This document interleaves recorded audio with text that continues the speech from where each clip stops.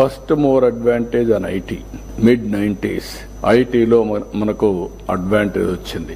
Country as such దాంట్లో ముందు advantage తీసుకుని ఆంధ్రప్రదేశ్ గవర్నమెంట్ ముందుకు పోగలిగాం. ఆనాటి గవర్నమెంట్ దానివల్ల తెలుగు వాళ్ళకి ఫర్దర్ అడ్వాంటేజ్ వచ్చింది. ఈ రెండు కాకుండా 2000 ప్రాంతంలో మీరు ఒకసారి చూస్తే డెమోగ్రఫిక్ డివిడెండ్ ఇది ఒక పెద్ద అడ్వాంటేజ్ మనకు. ప్రపంచంలో యంగ్స్టర్స్ ఉండే ఏకైక దేశం భారతదేశం. ఎప్పుడైతే యంగ్స్టర్స్ ఉండి టెక్నాలజీ అడాప్ట్ చేసుకుని ఈ యొక్క రిఫార్మ్స్ పూర్తి తీసుకుని వెల్త్ క్రియేషన్ కి సర్వీస్ డెలివరీకి ముందు పోగలుగుతున్నారో ఈ రోజు ప్రపంచం మొత్తం మన వాళ్ళు రాణించే పరిస్థితికి వచ్చారు.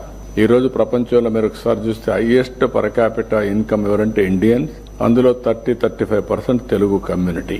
ఇలాంటివి వచ్చినప్పుడు దీన్ని లాజికల్ గా తీసుకుపోవాలంటే చైనా కంటే బెటర్ గా అమెరికాతో ధీటుగా పోవాలంటే చాలా ఎఫర్ట్ చేయాల్సిన అవసరం ఉంది. అందుకనే ప్రోడక్ట్ పర్ఫెక్షన్, బ్రాండింగ్ చాలా ఇంపార్టెంట్.